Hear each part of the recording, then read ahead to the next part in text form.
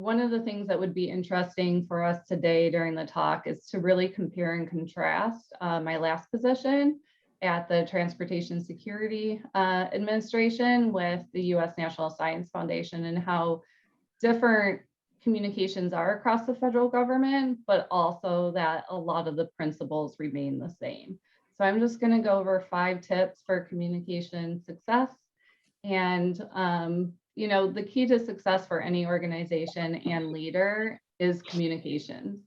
My previous boss would frequently use the phrase that perception will always outdistance performance when stressing the importance of communication. And I've come to find that meaningful communications, both externally and internally, are critical to our success. So as Keely mentioned, I've been in government public affairs for 25 years with the Coast Guard, Departments of Defense and Homeland Security, and now with the U.S. National Science Foundation. It's been an honor to be able to communicate on behalf of these organizations with critical national security missions and amazing people. Each agency has its own unique set of communication challenges, and with those challenges come great opportunities.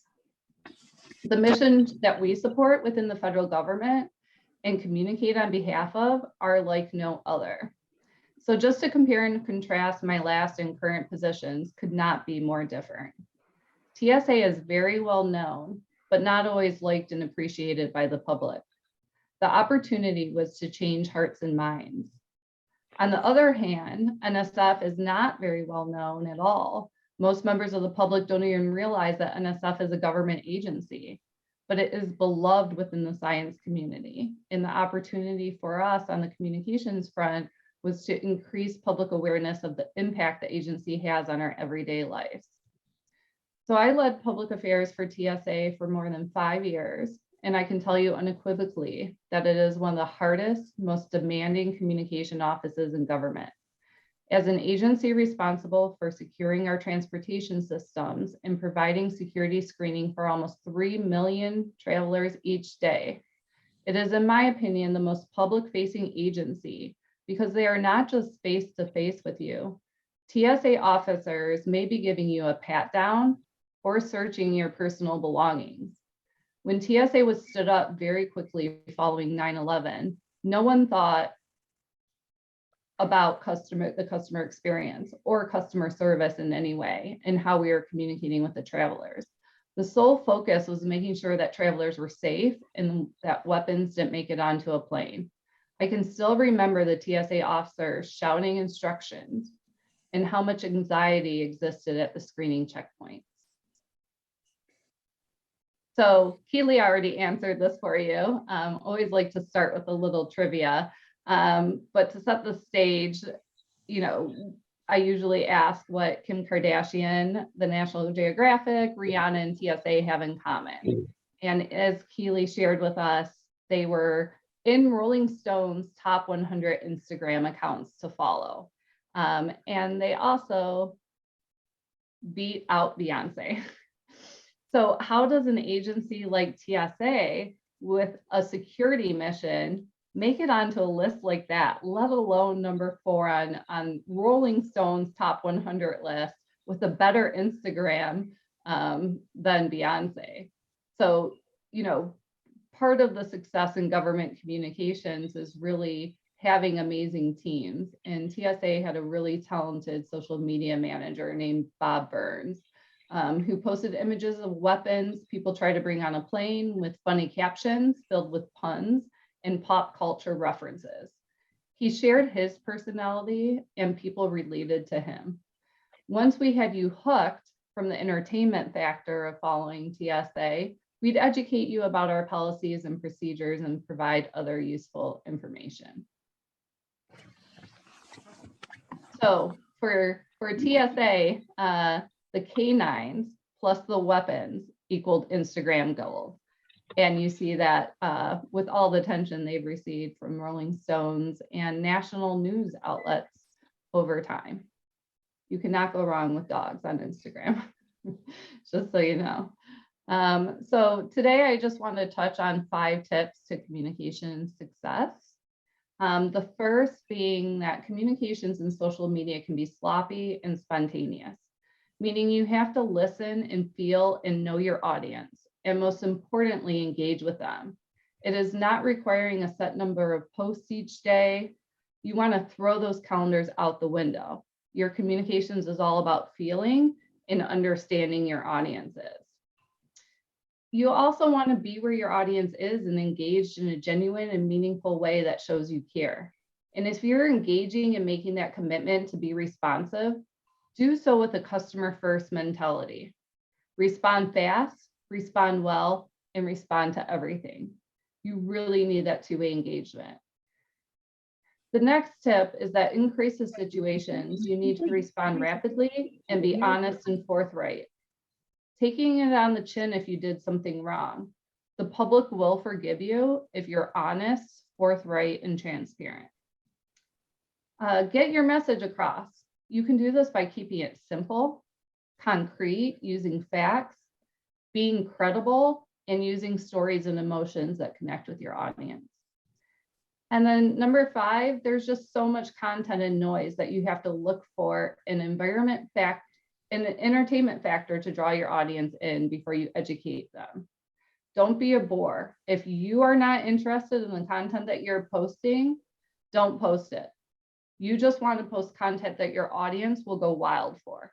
So better to have less posts than have more posts and have really good content. And then we're just going to finish up by talking about how does this apply to science communications. So number 1 tip, make communications a two-way street. Another success story for TSA was establishing a 365-day-a-year social care program. As Kaylee mentioned, I spearheaded the creation of AAAS TSA, which provides customer service to up to 1,000 travelers daily using Twitter and Facebook Messenger platforms. By helping and hearing from our customers at this scale, we are able to first and foremost help passengers. Additionally, we are able to have better prepared passengers for travel, allowing our officers to focus on counterterrorism, identify small problems before they turn into big problems, thereby improving operations. The benefits to the agency from interacting with our audience and hearing their concerns completely changed my view of communications in the work of government public affairs. No longer were we putting out information that we wanted the public to know and we thought was important. Instead, we were developing communications and content strategically based on what our customers were telling us. It was like a light had been turned on and we hadn't even realized that we were in the dark. And if you can see from this post question that we received on Ask TSA, can my hairy friend Emma bring her razors on her carry-on to Cancun? Good question, right? Can you bring razors on the plane? As the passengers started interacting with us, they would joke with us. They were real, they were engaging, and they began sending us photos. We didn't ask them to send us photos. They did because it was just an easier way to find out if they could bring something on the plane. So a really great way to engage and to really understand our audience. The engagements on all of our channels increased at a rapid rate because our viewers were finding more value in the content we are producing. We now understood what policies confused travelers, what kinds of tips would be helpful, what caused the most frustration about the security screening process. When you are speaking to up to 1,000 customers daily, you know and understand them in a way you could not otherwise. To date, AAAS TSA has helped millions of travelers. And during the 3 years following establishment of the program, negative sentiment on social dropped from 16% to 1.5%, proving we were able to change some hearts and minds and improve the public perception of TSA. So this is an example of meaningful, candid conversations that you're able to have with your customers. This was a passenger who was traveling through one of our airports. Her name's Kristen Beck. She's a transgender passenger, and she had a really bad experience going through security screening. The AIT machines, the ones where you put your hands up when you're going through, they screen by gender. And if there's an anomaly, you're supposed to be rescreened. And our officer at one of the airports had asked if her gender was different than she had presented herself, which is never supposed to happen. She was detailing this on social media with her iPhone as the situation was occurring and was in tears. You can see from Ask TSA that we immediately responded, asking what happened, and that we'd have a manager reach out to her right away. And you can see here, you know, reaching out to Kristen and watching her on CNN, I realized that she was trying to help other transgender passengers understand the intricacies of going through the security screening process. And she wanted to make sure what happened to her did not happen to anyone again. So not only did our manager reach out to her, I contacted her the next day and I asked if she would come into TSA headquarters, if she would work on a video for transgender passengers that would help them navigate the security screening process. I also asked if she would go to our training facility and talk to our instructors and our officers about traveling as a transgender passenger and what those fears and sensitivities that everyone needs to be aware of. So you can see Kristen was in the TSA facility with us. She was a major driver behind the TSA Cares video screening for transgender passengers. And she became an advocate for TSA and the importance of security screening. So as other transgender passengers were upset about their experiences or going through, she would stress the importance of security. She would also stress that we were looking at new technology that would not screen by gender in the future. So this was an example of a really bad situation. And these situations were very frequent for TSA. You're talking about 450 airports across the country, millions of travelers every day. If all your policies and procedures are perfect, there's going to still be someone that's upset or that has a bad experience. And these stories would damage TSA's reputation on major news outlets for a week at a time, with the public being upset. Being able to respond and let the person know we care and that we're taking action so this won't happen again, change and shifted the negative sentiment for TSA because we were able to respond, because we were able to have meaningful conversations, and because we were able to show that we are going to take action when somebody had a bad situation like this. So it's definitely something that has benefited TSA. And this applies to really any government agency. If you're able to interact with your customer, whoever they may be, who's dealing with the government, and do so in a friendly, positive way and give them a good experience, you change the perception of your agency. And that's just not for your customer, that extends to the broader public, because when people are happy with you, they talk about it and they share that type of information. So the next tip is to make government sound human by engaging in meaningful, candid conversations. And that's the Kristen Beck example. The third tip is to respond rapidly and get it right. You may recognize this photo of the Arecibo Observatory that collapsed in December of 2020. Our messaging stayed the same throughout the crisis from before it collapsed, because we knew there was damage and it may have to be demolished. Our messaging stayed the same throughout. The safety was the first and foremost priority for NSF.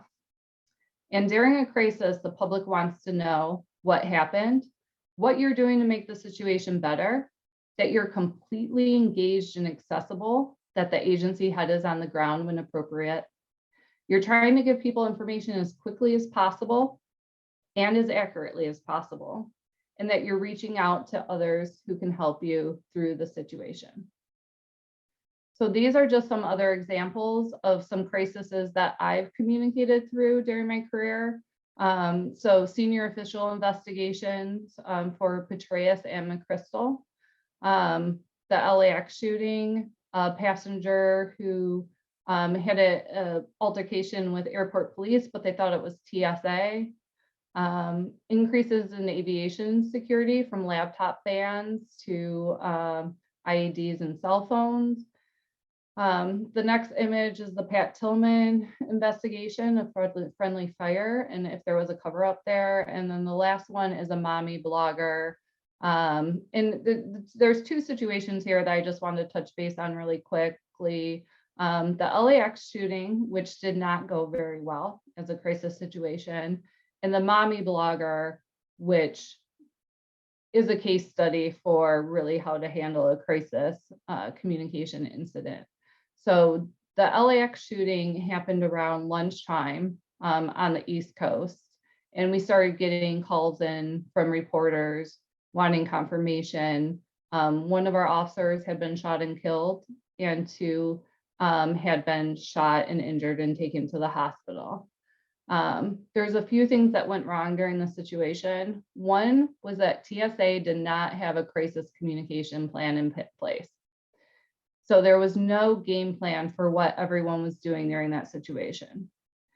The next was that the head of our communication office went into the skiff with our TSA administrator. So there was no ability to reach the head of the office during that time to make some key decisions that need to be made. And then the third is that DHS, our parent organization, would not allow us to release a statement until they had gone through thorough reviews and made some decisions. So the statement from TSA when this all had happened at noon was not released until 7 p.m. And that's unacceptable. The reporters are now not trusting you because you're not getting them information in a timely manner. Even if you say we're aware of the situation that occurred and we're gathering more information, you have to communicate throughout a crisis.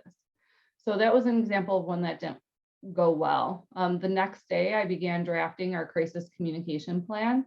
It was a very thorough plan with prepared statements, prepared press releases, everyone's role on the crisis communication team, and we ran drills. We began running drills every quarter so that we were prepared in a crisis and everyone knew what each other was doing, from our speechwriter to our head of media, to our web team, to our social team. Everyone knew what their responsibility was during a crisis. You have to be prepared with your communications. And that crisis communication plan was kept at our homes, in our cars, and at work, so that there was no question on what everyone was doing during crisis. The other situation I wanted to bring up was the mommy blogger. It's the one on the bottom right. And she detailed her experience in a blog going through a security checkpoint. And she had claimed that TSA officers had dumped her breast milk when she was traveling and had separated her from her child. This started making news. TSA was just getting lambasted across all media forums. People were very upset. The public was very upset. And our social media person called over to the airport, asked for the CCTV, and we saw that no breast milk was ever dumped out and she was never separated from her child. So she was using a made-up situation to get attention for her blog to go national. And so we, for the first time ever, released that CCTV. And I think if we had not done that, that the story would have continued. And that was the first time I've ever seen reporters call and apologize to an agency for not getting their facts correct. And so this is used as a case study at universities across the United States, as far as you must react, you must defend your agency, and you must correct misinformation. And that CCTV ended that story and held her accountable for that situation.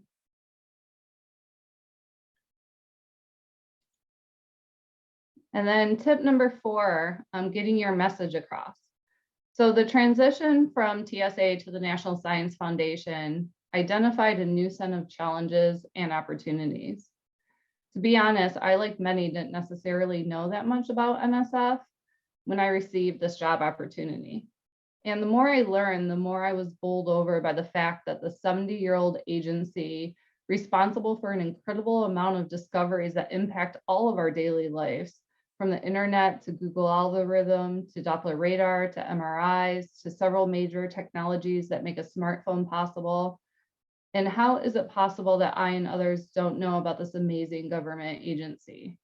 My new challenge and opportunity was to break science out of its ivory tower and eventually make NSF a household name. And you can likely imagine communicating science and translating complex scientific materials is a major challenge. So to start reimagining NSF communications, we pressed the pause button on the vast amount of content our public affairs team was producing daily. We took 6 months to conduct a multi-channel review, assessing 50 channels used to communicate the NSF mission externally, to include video, social, web, and email subscriptions. We asked several questions. Who is the audience for this channel? What unique content does NSF have that this audience wants or needs? And what is our strategy? Meaning, what are we trying to accomplish?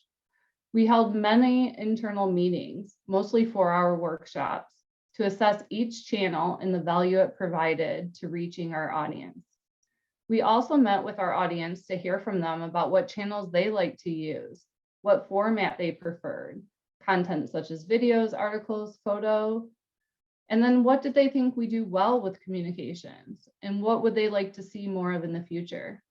So after conducting this assessment, we developed a report with 18 recommendations to provide a strategic framework for how we communicate on our various channels, to include eliminating those that had no value added and focusing on those with the greatest return on investment. So we heavily looked at the metrics when we were doing the multi-channel assessment. And I'd like to highlight a few NSF products and strategies today that came from that multi-channel review. And that brings me to our 4th tip to get your message across.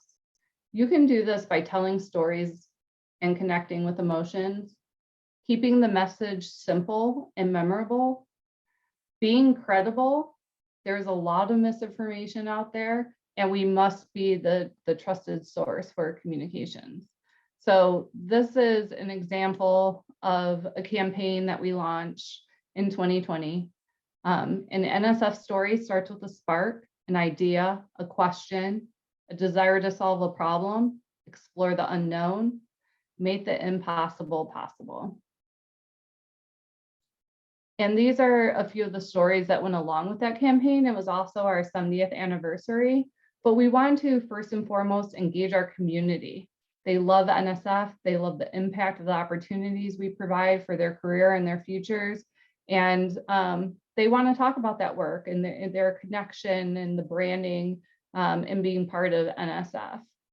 So we engage the science community to really share their stories. So you can see here, I am a tech entrepreneur, I'm a black hole photographer, I'm an ocean guardian. And those are a few of our scientists and researchers that we highlighted their stories. But we also engage the public.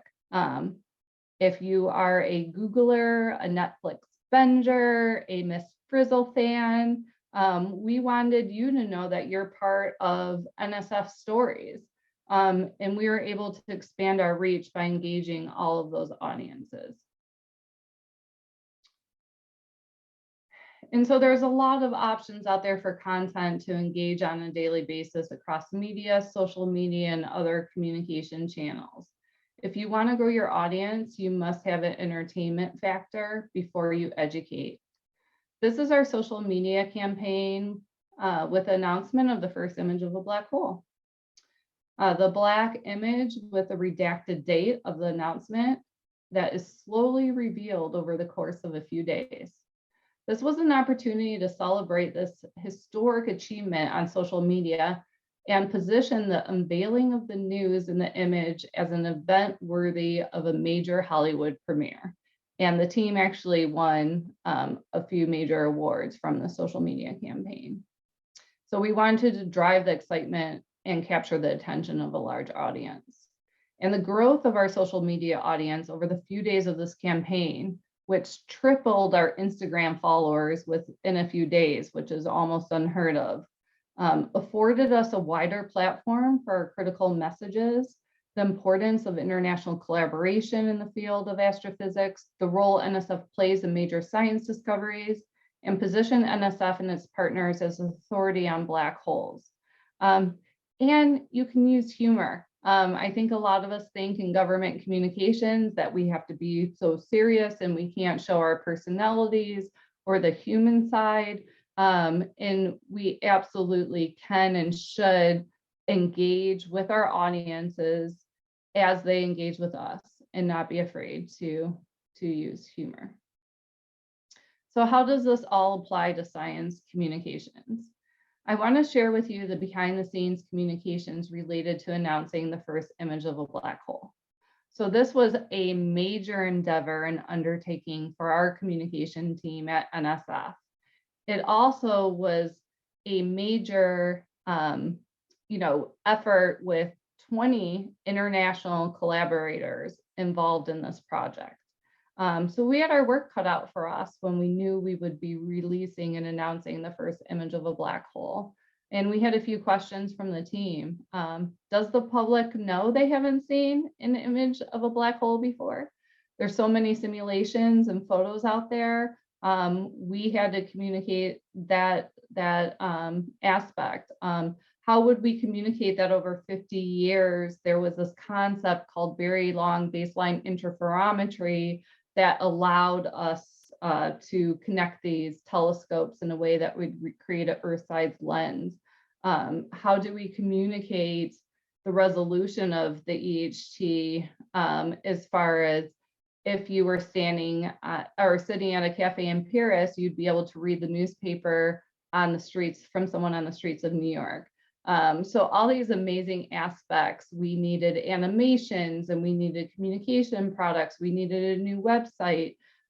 We were going to be lead on a national press conference at the National Press Club with 6 simultaneous press conferences in several languages at the same time. We had to make sure the photo didn't get released ahead of schedule, figure out what panelists would be up there talking about the work since everyone could not be up there. So there was a lot that went into this. And I think the most important lesson throughout this major announcement was that teamwork was critical. NSF being able to lead on bringing everyone together and really make sure this discovery was communicated as part of the NSF brand to show the importance of federal investment in the discoveries that are made possible with it. But what we did was we created what we called a war room at NSF headquarters. And we invited all of our team members to be in that room anytime they wanted to throughout the day to work and collaborate on everything that we were creating. So to have our web team there, our media team, our graphic team, our animators, everyone in one room to really make sure that we were doing due justice in all the products we were creating and working on. And it was also exciting. You know, there's been times you're communicating things that aren't a positive for the nation, and this was a major discovery. So we were playing Interstellar in the background of our war room. We were getting pumped and excited to make this major announcement, and we were doing this in a really collaborative way. So it was definitely very exciting for the team. And so this was one of the products that we created that I'm just going to share. Keely, can you just nod your head if the sound works when I play it? You might think you've seen a black hole before, but until now, you haven't. You've seen artist conceptions, animations, simulations. Now, after almost a decade of work, scientists from the Event Horizon Telescope Project have produced the first ever actual image of a gargantuan black hole. Why did it take so long? Black holes are extremely hard to see. Light can't escape their gravity. And from an astronomical perspective, they're small. In fact, there isn't a single telescope powerful enough to see a black hole. If you want to take a picture of something that refuses to have its picture taken, like a black hole, you need to build a special kind of telescope. So we connect radio dishes around the globe and we synchronize them with atomic clocks. They all look at the same black hole at the same time. And that creates a virtual dish as large as the Earth itself. 8 telescopes, an international effort by hundreds of people in 20 countries. It took literally a half-ton of hard drives to store all the data. And most importantly, it required researchers willing to collaborate across the globe. And it took funding agencies like NSF to make a long-term investment. And today, the world sees the first direct visual evidence of a supermassive black hole at the heart of a galaxy far, far away.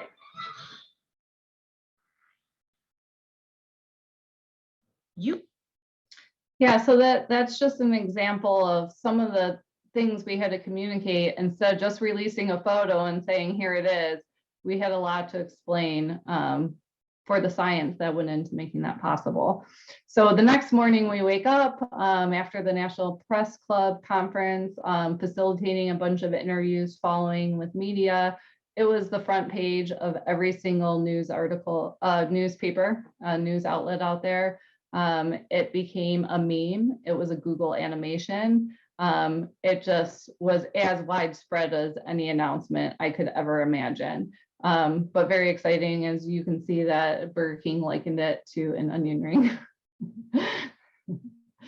So that was kind of the overview. And I just wanted to finish by highlighting a few of the channels that came out of our multi-channel review.